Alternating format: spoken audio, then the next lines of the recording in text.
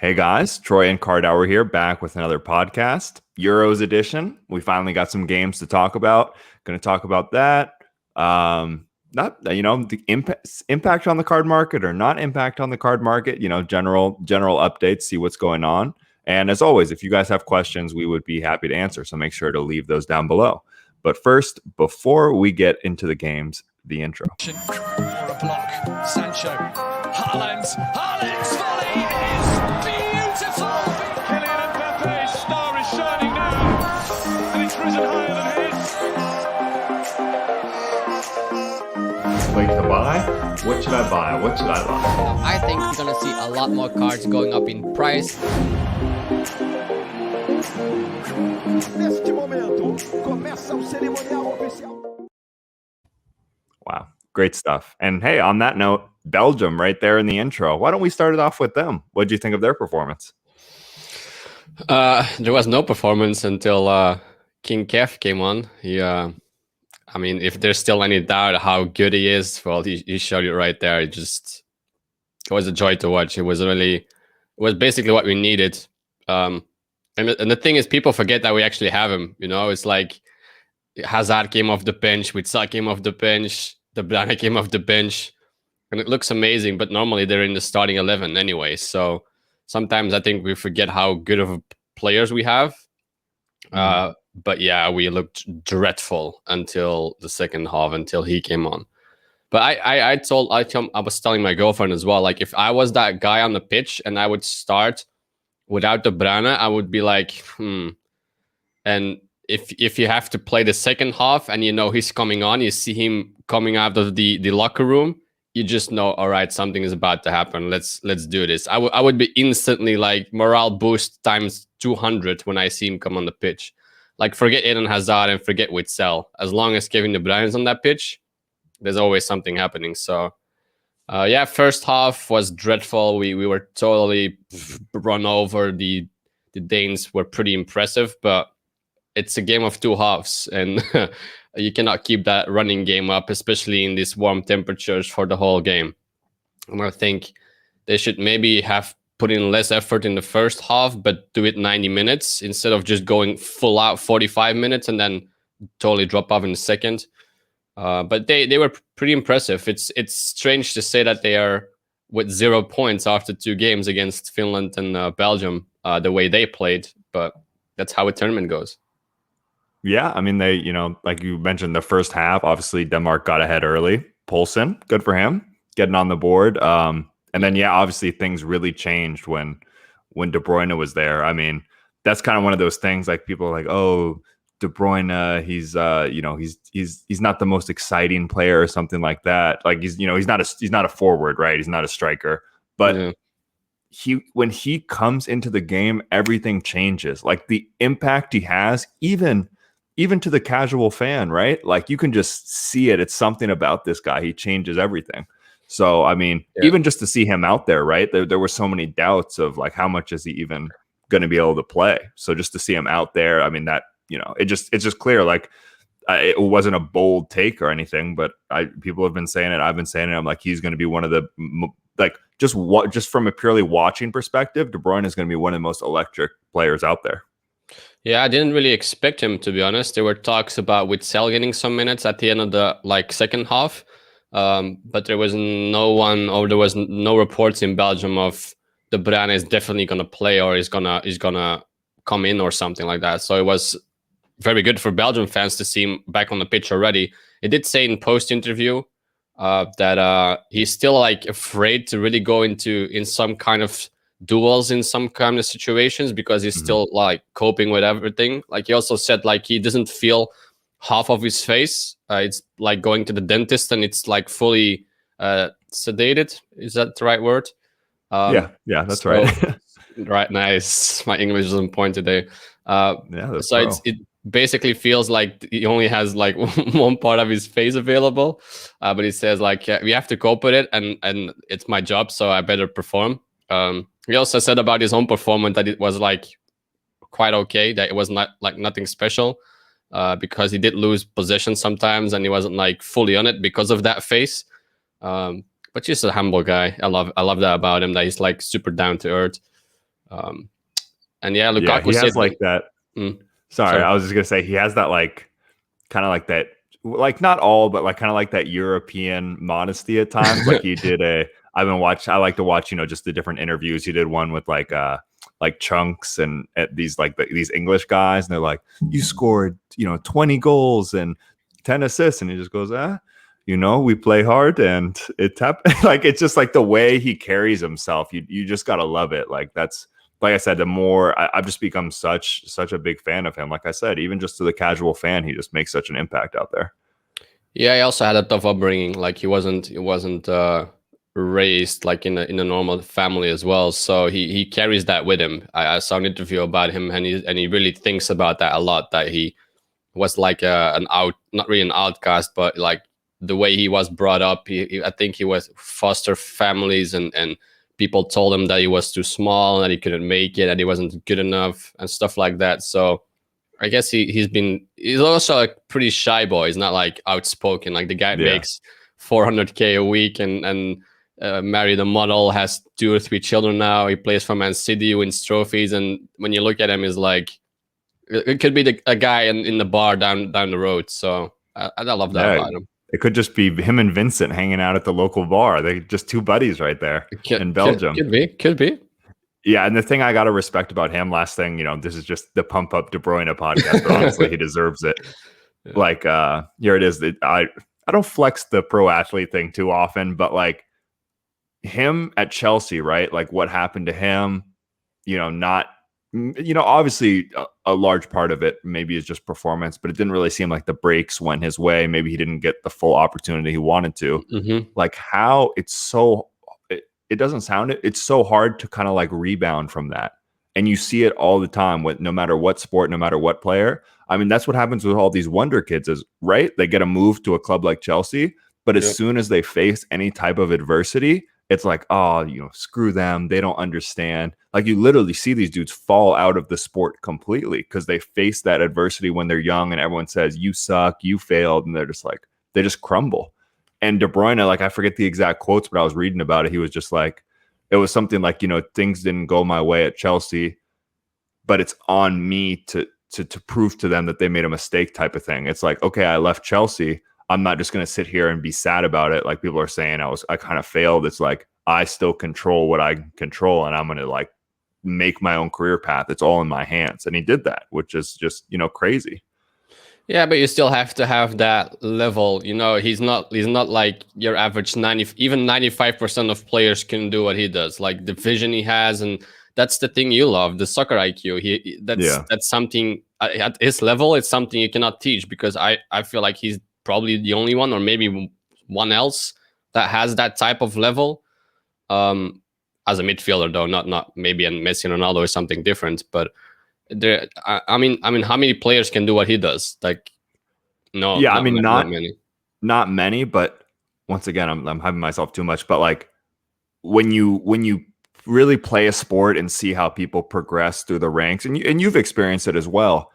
Usually, you would think like, oh, he's like, if you just watch, you're like, oh, he's there because he's the best, and yes, he is. But I have seen so many people, and I'm sure you've seen it as well, where it's like. He was that good. He just didn't. The mental part wasn't there. And obviously, like I said, I could be the the best mental locked in trying to train every day. I'll never be De Bruyne. But once again, I think just I've seen so many people who face that setback, particularly in soccer, right, where they move to a big club and then it doesn't work out for them, and then that is it. So. I mean, I don't know how much relevance that has, but I just, even from the injury, right, coming back, like his mentality is just unreal. Yeah, it's like broken eye socket just 12 days ago. Yeah. It's like, and he's now playing at the Euros, changing the whole game. So yeah, it like mental toughness is definitely a part of it. But yeah, I also saw my PWCC Kevin De Bruyne get some bits overnight, so I guess that does have an impact on some cards. So. That's a good thing to see. There you go. Too. That's a tough one. I'm thinking about sending some cards to Probstein to sell, like kind of during some basketball cards, just a basketball. Mm-hmm. And I'm like, man, like the timing though is so tough because you don't really control it, right? Like it happened. Imagine if, well, I guess it runs a little longer, but imagine there could have been a scenario, right, where De Bruyne wasn't playing when the auction was ending, right? Like that would just be worst case scenario for you. So I even messaged, like, I think you might have even saw, I put on my story. I was like, hey, can I talk to anyone who's done like Probstein or this kind of stuff? Cause I was like, I don't have experience with this. Like, I'd be interested to see maybe, hey, comment down below, get that good user engagement. But like, what weighing the pros and cons? Because if you go to PWCC or Probstein, obviously the pros are lower fees, a lot of eyes on it.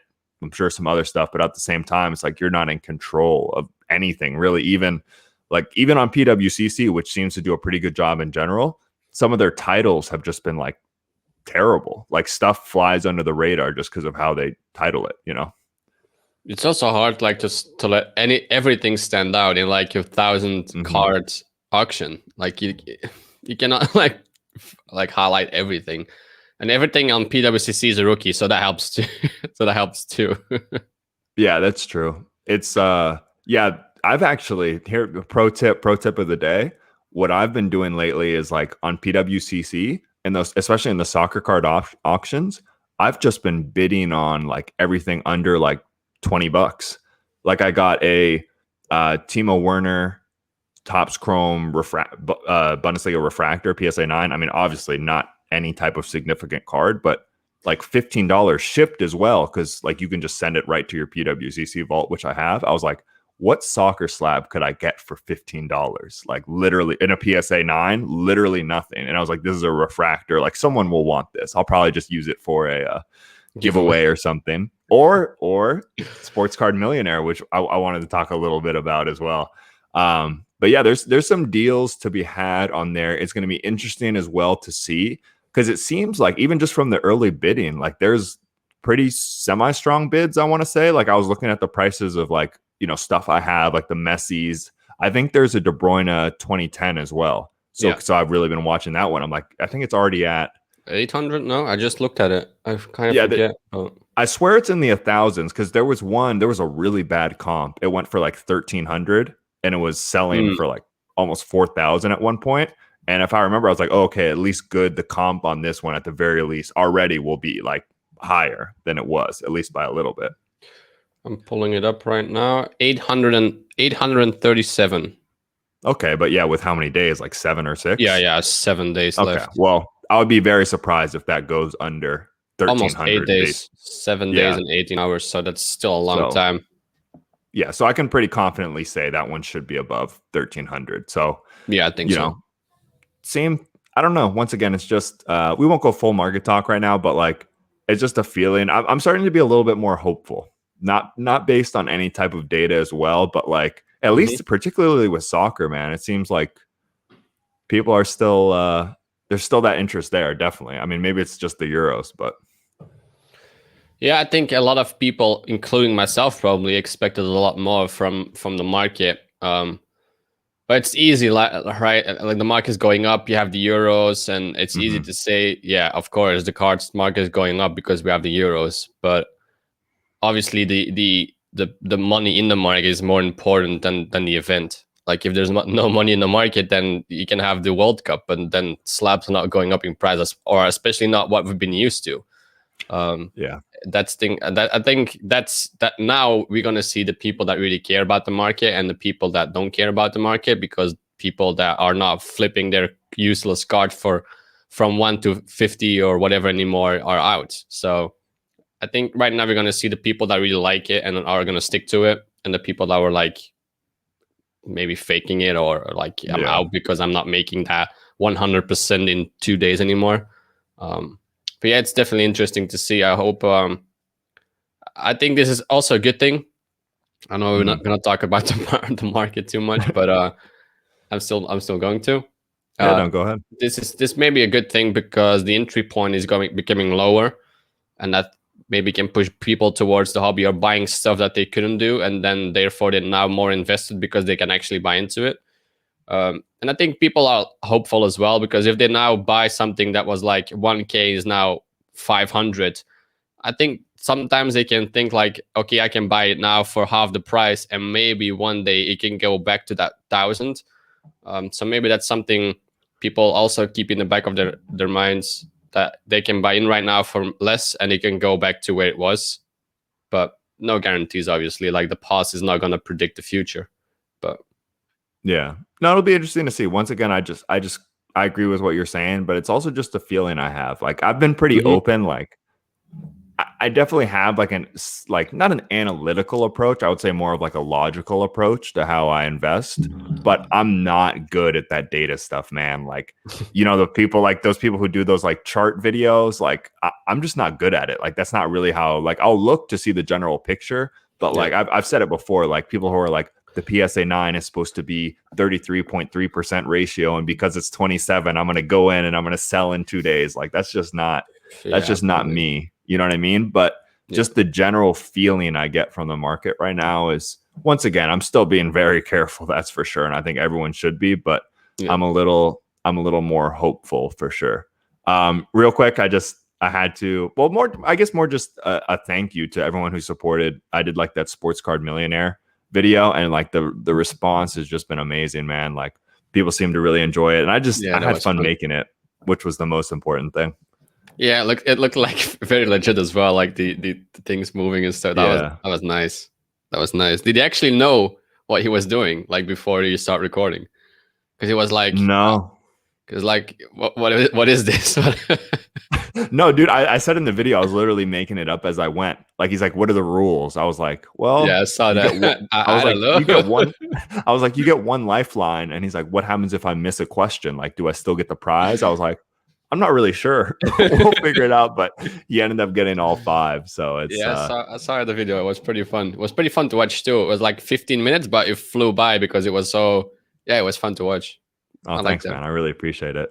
And it's the only tough thing is like I wanted to do well, but it's just the YouTube game, man. Because it's just not a clickbaity title. Like if you're familiar with either of us, you'll probably give that video a chance. And then like the watch time, right, is really good. But the click, like how many people actually click on it, is not that high because it's not a clickbait. You're like Sports Card Millionaire, Mojo, who is this? They just won't click on it. So Yeah. the views it's going to end up doing is like less than it's going to be like, I think it shows in the analytics, it's going to be a below average video, which is crazy. I won't cry and moan about my YouTube on this podcast, but it's just kind of funny how that stuff all works. Yeah, it's strange. While a lot of good feedback, but as you said, maybe people are not going to click on it because it doesn't have that clickbaity stuff on it, which is pretty sad too because the content is great. But yeah, that's I guess how YouTube works. It's tough, man. You gotta find like the balance in between. Like I always say, don't be a martyr, but also at the same time, you can't totally sell out. You know what I mean? You can't like totally, if you're just doing YouTube totally selling out, then it's kind of tough. Yeah, it's not going to last either because people are going to fall off anyway. People are going to stop following and stop supporting. And you're still making it mostly for people watching. I mean, I enjoy making 100%. these videos. And sometimes I just straight out say I'm making this for myself as well. But the stuff in the video, like people should watch your video and come out more knowledgeable or they had a good time. And that's something the algorithm can pick up. It's like, Yeah. Maybe the 200 people that watched it with like good feeling instead of the 500 I had on the other video, and maybe half of them were sitting there like. But yeah, that's YouTube for you right there. Yeah, and I'll wrap it up. Last 30 seconds of content creator talk, but that actually got me thinking because Sports Card Invest. Have you heard of that guy who does like the cards to buy? Like, anyways, he does like the most. I mean, it's fine. I don't necessarily really have that much against him. He's known for doing like very like clickbaity. He has a membership group. He's the most famous like membership group of I tell you what to buy. He just put a video out. What soccer cards to invest in. Oh Jesus! And then the day before was how it was. I don't think it was. It was literally pretty much like how to get rich off sports cards right now. So I was thinking, I was like, man, I would love to react to this because that would just be fun. You know what I mean? Like for instance, in the soccer card one, all prism base. Those were his 3 recommendations. Interesting. Not necessarily. I mean, some of that stuff has gotten cheap. I don't know. It's just I'm thinking about it, but also at the same time, I was like, man, like I don't want to be negative. You know what I mean? Like come from that negativity. I wouldn't roast him, but I just I don't know. It's but it's something I'm thinking about. Yeah, it's always hard. Like sometimes I see people talk about certain players or cards, and I'm like, am I going to react? Am I just gonna let it go? And sometimes I feel obligated to actually react. Hmm. And I'm like, I don't want to start this Yeah, it's stupid drama. Like, I don't want to calling be involved in out. card drama. Yeah, and then they make a video calling me out, and I have to react to it, and then I don't, because yeah, I don't know. I we basically have to react to it, because if Mhm. they spread wrong information, we should address it.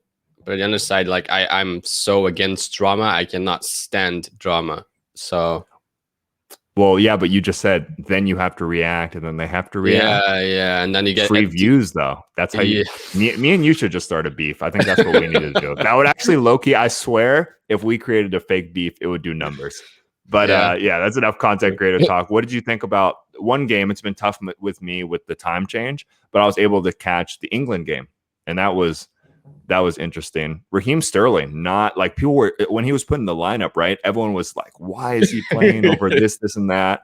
And then, hey, Yeah. congrats to you. I mean, hey, he at least made the lineup, but no Jadon Sancho at all. Surprising, I think, to a lot of people. Like I said, if just from the casual soccer card collector, which is what I talked about, the disconnect between them, Jadon Sancho, what would have been in maybe the top 5 names? Mbappe, Felix, Yeah. maybe Sancho, right? After those two. Yeah, again, it's not because you play a very good season and your name is Sancho that means you're gonna play for your country. Should he be in the squad? Yeah, he wasn't even included. I think him and another guy, I think Grealish, were left out even in the overall squad. I'm pretty sure get his minutes, but it's the same we're seeing with Joao Felix. Everyone was like, Joao Felix might be a good buy and buy and buy. He's not even coming off the bench, so. That's what you have with the younger guys, especially in a tournament where your more experienced guys become older. It's like a bit with Belgium. Like you have Mertens there and not Doku, because Mertens is more experienced in these type of games. Then you have, but so, I'm contradicting myself a bit too, because you have Foden and Mount playing for England instead of Sancho on the right. But I'm sure I'm pretty confident that he will get some minutes. I'm not sure when. But I guess England is already qualified, right? Like they had 6 points. Oh no, they had played today for their. They played today for the. Yeah. They only won one game. Yeah. They played today against Scotland. My bad. But it's a good player to bring in. But that England game, I think we see the exact same thing as we always see from this England team. A lot of talent, a lot of potential, but a lack of goals. I think that was the major takeaway for me. Again, only one goal, and that was because he had an insanely good Phillips. I'm not sure if he can keep that performance up every single game, because if he didn't play that well, England might not have even scored. And again, no Kane goal. I think it's becoming a trend. I think the last goal he scored in a big tournament was the third group stage game in the World Cup 2018. I don't think he's obviously scored in Nations League, but I'm talking about European Cup or World Cup. I think his last goal was the third game of the group stage game. So yeah, and they reached the semifinals. So they played 3 or 4 more games after that, and now he didn't score in this first game. So he's a very good goal scorer, but I'm not sure. I think it's the path to him or the production or the line, the supply to him that is lacking. Well, yeah, I was gonna say, and actually, I want some more drops. People like the drops. We need Troy's tactical mastermind hour. Like we need a little drop there. That would be cool. First of all, England, you say that, and obviously they didn't have the end product, but especially at the beginning, they were real dangerous. Like they were dominating the game. Like they came out blazing. Yeah. So that was good to see. It's not like, I mean, yeah, they only won by 1 goal, but it's not like, oh, it just trickled into the back of the net and Croatia was dominating or something like that. So they showed like, hey, we're real contenders here. So that was good to see. And then as you mentioned with Kane, he was like a decoy basically. You know what I mean? That's what I saw. Like all this stuff, all the play was happening around him. It wasn't even not even like he's, laying off the ball or distributing. He was just there, not even touching the ball for most of what I saw. Yeah, I think he can play a bit the same like Lukaku. Like sometimes it's the same as against Denmark. Sometimes you just play the ball to him for him to hold on to and then wait for the other guys. I think that's the example of Firmino. People don't really understand the value of Firmino at Liverpool, but that's exactly what he does. Like he comes into the ball, he keeps the ball, and he waits for Mane and Salah to move up the pitch. That's a bit the same as Lukaku did this game because he had a really hard time doing anything. But yeah, Kane can be that guy as well. He showed that, I think, at Tottenham this year, that he's more than just a guy to give the ball to and that he's going to score 25 goals a season. Like he can really come into the ball, hold onto the ball, make something happen. A bit more as a playmaker. But then again, you have a guy like Foden, you have a guy like Mount, you have so many guys that can do that as well. So yeah, interesting. Also, it's something that I think was interesting is again Rashford. Okay. No starting place, just coming off the bench. A lot of these guys are having a hard time getting some minutes. They are, but also at the same time, I think it goes back to what we kind of talked about. All it takes is one moment, though. Sure. Still, you know what I mean? Rashford like didn't have it, but still could. I always keep saying like Rashford, a lot of these guys, even someone who I was very impressed with, Thorgan Hazard. Good stuff from him, right? Yeah, well. These guys who could score a winning goal like of the tournament, like conceivably the winning goal in the final still remains interesting and would have to, I would think, I think history has somewhat confirmed it. Vinicius, Havertz, right? Really recently, if you hit a big goal, even if like, once again, I'll take my tactical mastermind hat off again. For at least from a lot of the stuff and my perception of the game, to be fair, like that was far from a masterclass from Havertz in that game. He just scored the goal and that was enough, right? For his stuff to go crazy, even his base, right? That we're all supposed to be throwing away. So that makes me hopeful for guys like Rashford still to have a moment. You know what I mean? Yeah, I mean, today they play, the moment of recording, they play Scotland.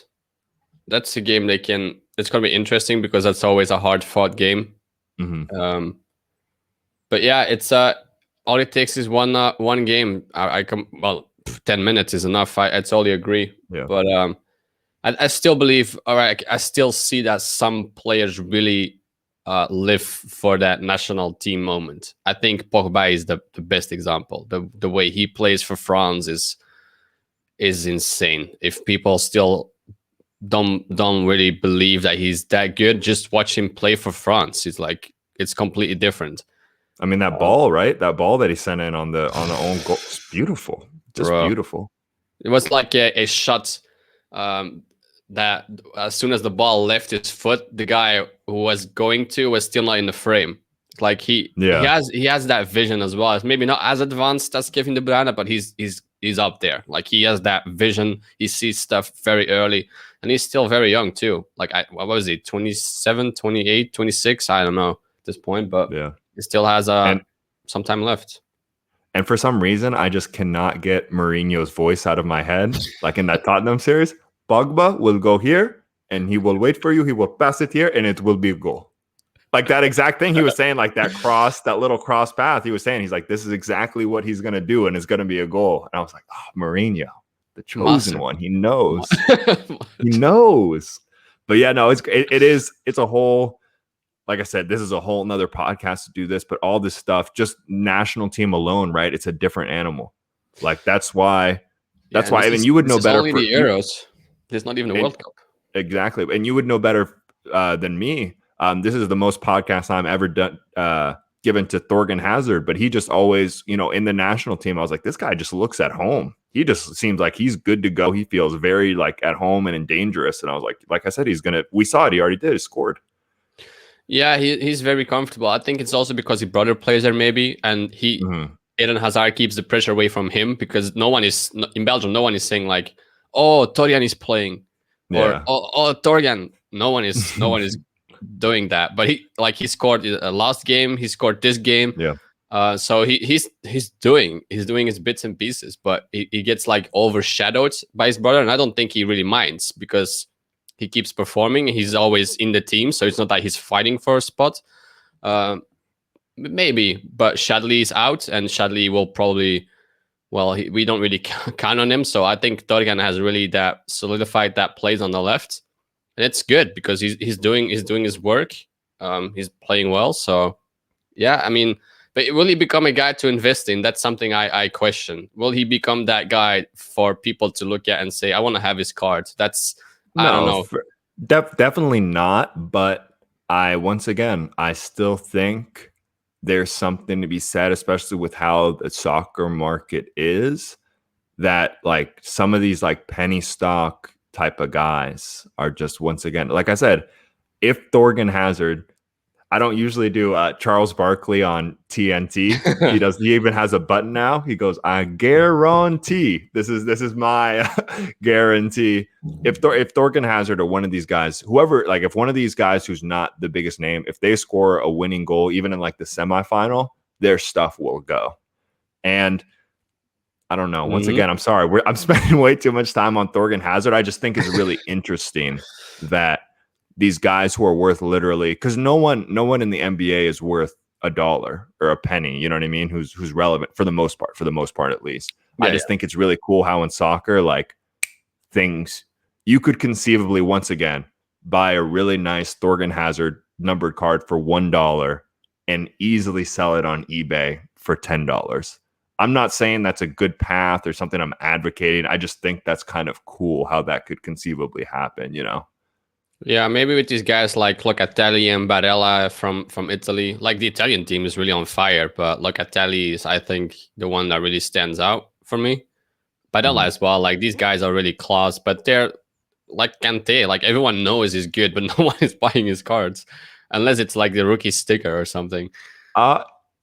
Well, I'm gonna disagree with that to an extent because here's the start of the beef. This is how it begins. His stuff flew. Even his non-rookie stuff flew after the Champions League final. Did it? Yeah, I mean, to an extent. Like I said, it's just, you know what it is also? In soccer, I bet you, well, maybe it's different now, but even just a couple months ago, even if you just search someone like Thorgan Hazard on eBay, in the US at least, there was like, you could count how many cards were up.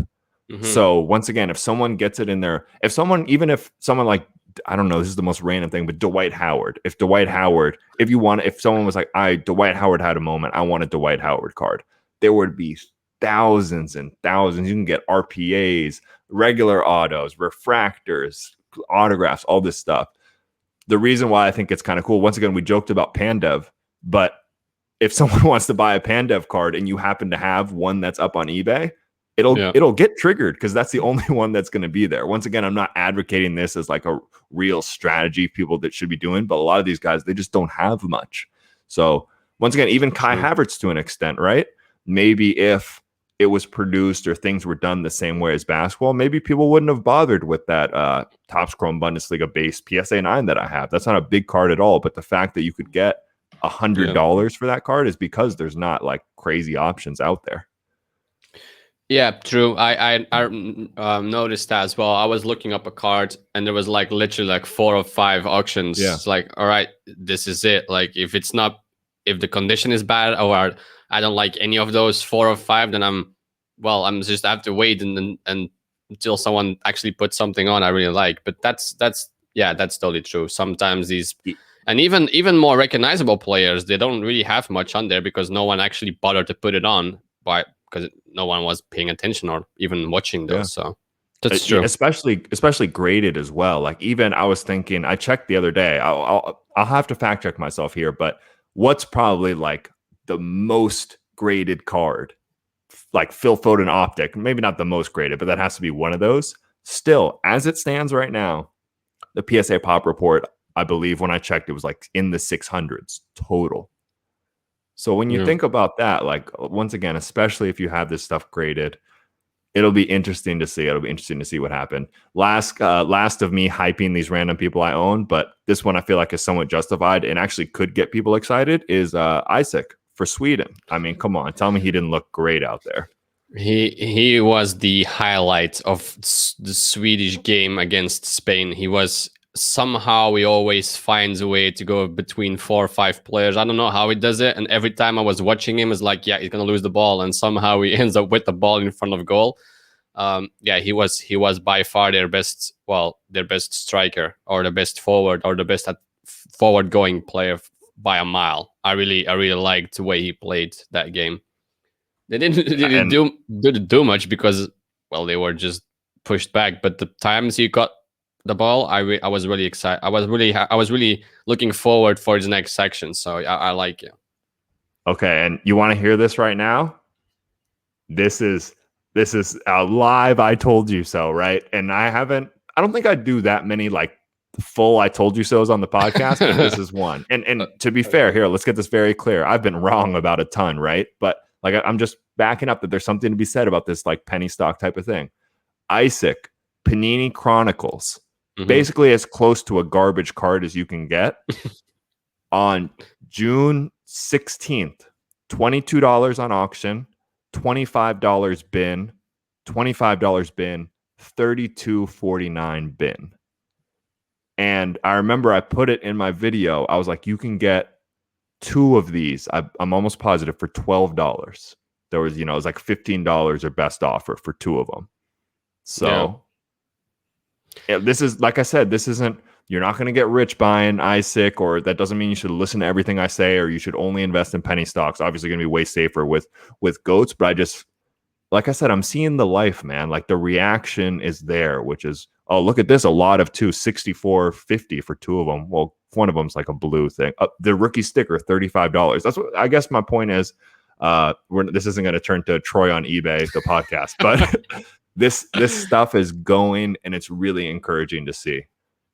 Yeah, especially because they didn't score and they didn't win. Yeah. So that's a very good sign, I think. That's, again, the impact of Euros. It's also going to be interesting to see people move after the Euros, because a lot of people, I don't know for a fact, a guy like Yaremchuk from the Ukraine, I think he scored again. He looked very good again. A lot of these players are really pushing for a transfer out. So they're going to use this Euros as a spotlight for them to showcase what they have. And it shows. Like, I think Ukraine, again, is a good team, and they have really exciting players. Yaremchuk is one of them. I'm gonna say so. I'm gonna do it as well. There you go. I'm gonna do it as well. I told him in one of my videos that he was the player to watch for this week, and he scored again. So yeah. Well, last 2 things. I'll bring us back down to earth a little bit. We both were like pretty high on Turkey. Tough one for them. But and last thing I have on Isaac, the funny thing? Guess how many of his cards I own / stickers? 2. 0. And it was funny too, because I remember I made that video and I was like, man, I should get some. Like, I was like, I did this research. I believe in him. I actually do think he's a good buy. I should just buy them.